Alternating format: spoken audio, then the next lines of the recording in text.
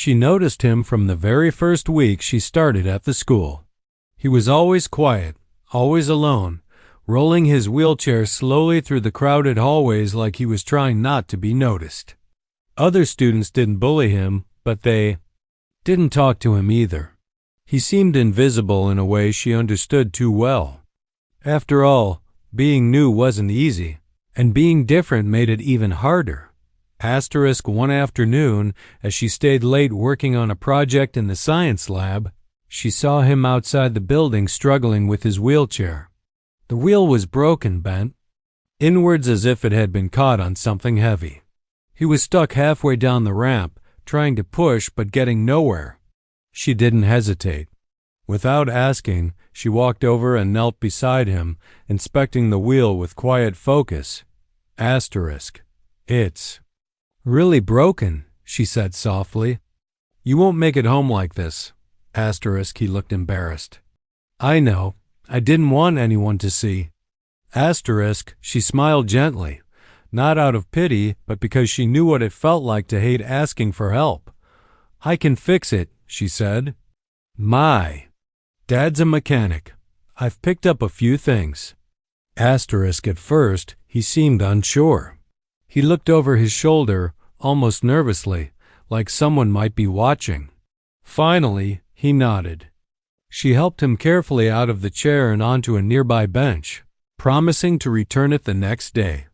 That night, she worked late in her father's garage. The damage wasn't simple, but she knew how to repair it. Using spare parts from an old bike and a lot of patience, she rebuilt the wheel, reinforced it, even cleaned the whole chair before calling it done. Something about it felt good.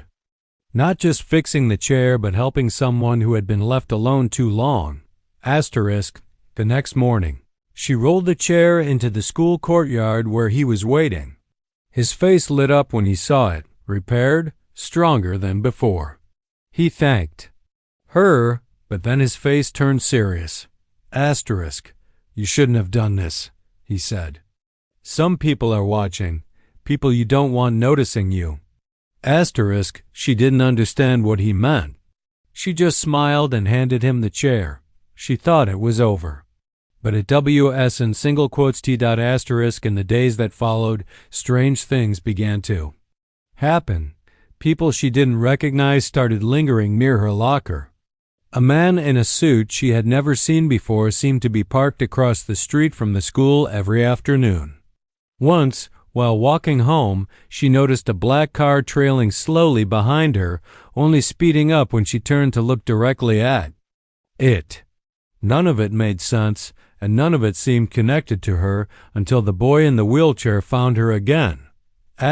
He waited for her after school, this time not with embarrassment, but with urgency in his expression. He wheeled up to her quickly, looking around like someone who had been running from something for too long. I owe you an explanation, he said without waiting for her to speak. That wasn't just a wheelchair. It's a piece of equipment designed to protect people like me. You didn't just fix a wheel, you restored something that was keeping me alive. She stared at him, unsure if he was serious. What are you talking about? He sighed, glancing again toward the parking lot.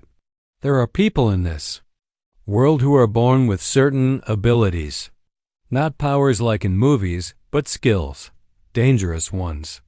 Some of us are born into families who protect others like us. Some of us are hunted. My wheelchair is part of how I stay hidden, how I stay safe. And because you fixed it, they noticed you. Her heart dropped. Who noticed me? They're watching you now. They think you might be useful to them, or dangerous, or both. I don't know what they'll decide yet. But I owe you, and that means I'm going to keep you safe. She didn't know whether to laugh or run. None of this felt real. But the fear in his eyes wasn't something she could ignore. What do I have to do, for now, he said. Nothing. Just know you're not crazy, and you're not alone. Asterisk, before she could ask another question, he wheeled away, disappearing into a car that pulled up beside him without a word. She stood frozen on the sidewalk, realizing that one simple act of kindness had pulled her into something far bigger than she could have imagined. Asterisk.